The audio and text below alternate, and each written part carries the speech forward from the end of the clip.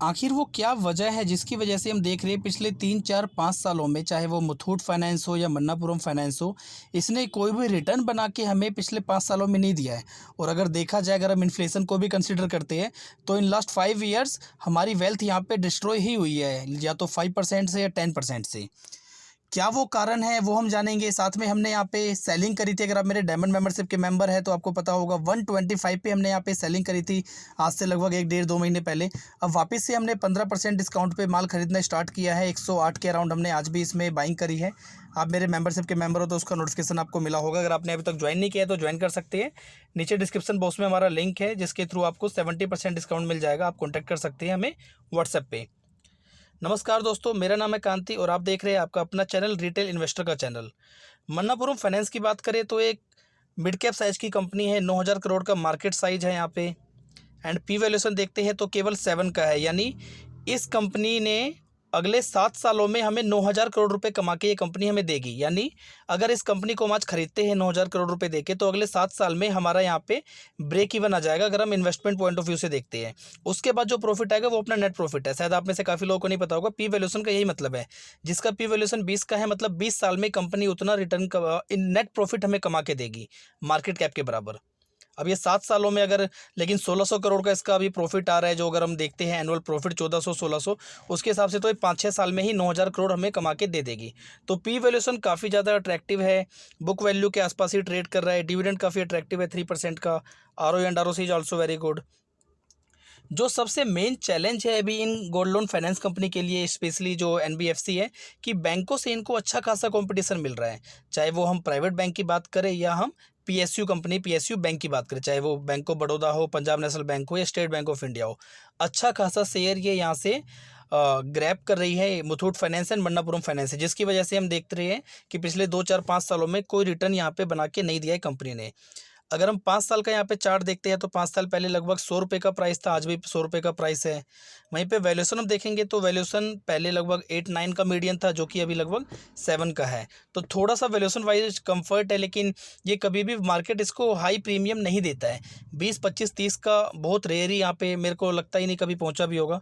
10 years का अगर हम देखते हैं, हाँ, तो 10 ईयर्स में एक बार यहाँ पे जरूर 20 का पीस ने टच किया था ड्यूरिंग सितंबर 16 के अराउंड 20 के आसपास का पी गया था। क्योंकि यहाँ पे एक एवरेज ये रिटर्न हमें बना के देगी, प्रॉफिट भी ये एवरेज कमा रही है। अगर हम क्वार्टरली प्रॉफिट की बात करें दिसंबर की, तो 400 करोड़ का लगभग इसने यहाँ पे प्रॉफिट बुक किया है, जो उससे पहले भी 400 करोड़ था। और वहीं पे अगर हम 1 साल पहले देखते हैं तो 260 करोड़ के आसपास का यहाँ पे प्रॉफिट था, उससे पहले 370।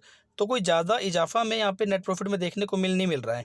आज से 2-3 साल पहले भी 400 करोड़ का प्रॉफिट कमा रही थी और आज भी 400 करोड़ का प्रॉफिट कमा रही है।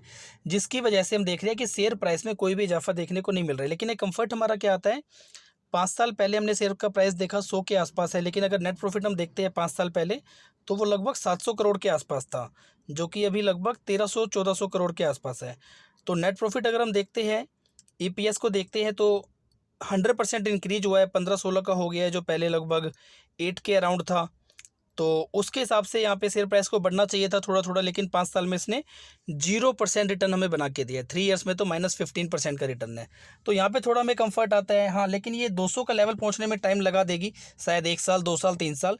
लेकिन 10-15% का रिटर्न मेरे को लगता है यहाँ पे ईजिली हमें मिल सकता है आने वाले 2-3-4 महीने में। तो अगर साल में 2 बार भी हमने यहाँ पे 10-15% कमा लिया, तो भी अपने को जो हेल्दी रिटर्न हम बोलते हैं 20-25% का यहाँ से आ सकता है। खोने के लिए बहुत कम है यहाँ पे, तो ऐसा नहीं है कि रातों रात कुछ कंपनी में नेगेटिव हो जाएगा। जो भी यहाँ पे चैलेंजेस है सारे फैक्ट्री ने प्राइस में। प्रमोटर लगातार स्टेक बढ़ा रही है, हम देखेंगे यहाँ पे हर क्वार्टर में प्रमोटर अपना स्टेक बढ़ा रही है, जो हमें कंफर्ट दिलाता है। क्योंकि डीआईए ने अच्छा खासा माल बेचा है, क्योंकि ऑब्वियस सी बात है वहाँ पे अच्छा खासा कंपटीशन है, तो इन्होंने यहाँ पे माल बेचना ज़्यादा समझदारी इन्होंने दिखाई है। मतलब कोई बात नहीं, उनकी अपनी कॉल है, तो हम चाहे यहाँ पे भी थोड़ी थोड़ी बाइंग कर सकते हैं, लेकिन हाँ, अपने पोर्टफोलियो का 2-3% से ज़्यादा मेरे को नहीं लगता कि मन्नापुरम फाइनेंस में हमें यहाँ पे एलोकेशन देना चाहिए। अगर ज़्यादा आप सेफ लेते हैं तो 5% भी आप ले सकते हैं, लेकिन आप सोचेंगे कि इसमें मैं इन्वेस्टमेंट करके 3 साल में 2 गुना 3 गुना पैसा कमा लूँ, तो उसकी संभावना बहुत कम है एक्चुअली। अब मैं आपको अपना दिखाता हूँ जो इसमें बाइंग करी है हमने आज। 108 के लेवल पे हमने बाइंग करी है। अगर ये और नीचे आता है 100 से नीचे, तो दोबारा से हम इसमें बाइंग करेंगे। हमने इसका एवरेज प्राइस हमारा इसका अभी भी ज़्यादा ही है, मेरे को याद आता है आई थिंक 125-30 के अराउंड ही है, तो हमने 125 पे बेचा था क्योंकि हमने 90-100 के आसपास अच्छा खासा माल उठाया था। अब फिर हमने 108 पे उठाया है, 100 पे आएगा, फिर यहाँ पे उठाएंगे, 20-25 जाएगा तो वहाँ पे सेल करेंगे, तो 10-15% प्रॉफिट अपने को लगता है कि 2-3-4 महीने में यहाँ पे ईजिली आ सकता है, आगे ऊपर वाले की इच्छा।